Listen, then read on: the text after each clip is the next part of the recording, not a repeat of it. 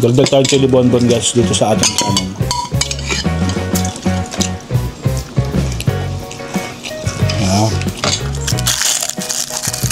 Pa, ano pong ulam? Butter, sibuyas, bawang. Alam ko na-miss ninyo yung luto natin at na-miss ninyo ang Tito Bon and family. Ayan, nandito na naman po tayo for another budget-friendly food. So, lulutuin nga po pala natin ngayon is ginisang repolyo. Request po yan ni Ate Avery. Siyempre yung repolyo, lalagyan po natin ng giniling. So, gisayin na po natin yung ating giniling. Pepper, seasoning, patis. Amoy ano? Ganun ba amoy ng babae? May patis? Joke lang. Guys, napakabilis lang po lutuin na ito. At sa kabilang kawali pala guys, dito, syempre magpiprito tayo ng isda. Carrots. Alang na po tayo ng tilapia dito sa kabilang kawali. Oyster sauce. Pampalinamnam ng ating... Wala na pala to. Mutin lang natin yung oyster sauce. Yun. Tubig.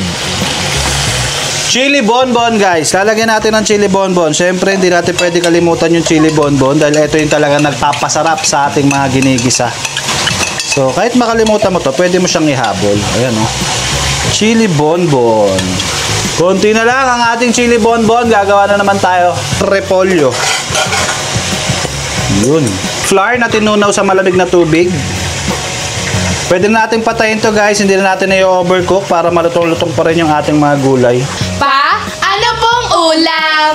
O ito mga anak, ginisang repolyo na may carrots at giniling. At pritong tilapia. Tara, kain na to!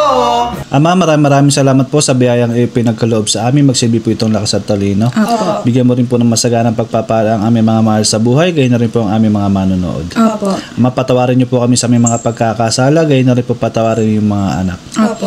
Ama, pakiingatan niyo po kami, gayon na rin po ingatan niyo ang aming mga mahal sa buhay at gayon na rin po ang aming mga manonood. Opo. Hinihiling po namin ang lahat ng ito sa pangalan ni Jesus, aming tagapagligtas. Amen. Kain na to! Let's go!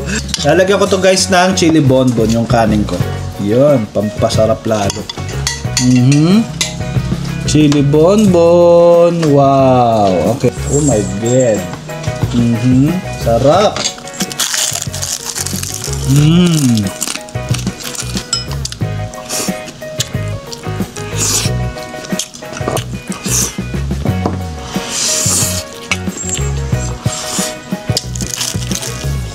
Chili bonbon.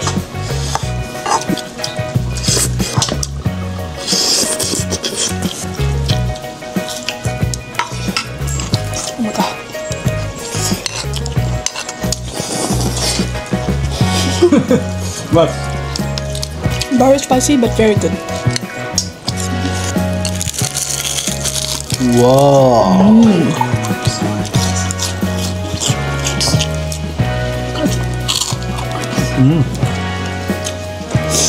Guys, nga pala, nakalimutan kong sabihin. Ito nga pala yung pamamaraan namin ng paggamit ng chopstick. Tama kayo, mali ako. This is my own way, you have your own way. Dagdag tayo chili bonbon guys dito sa ating channel.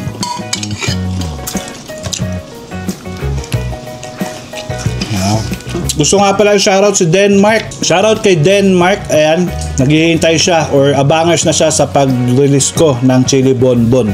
Sa mag-alala, matitikman mo rin ng chili bonbon. Ayan o.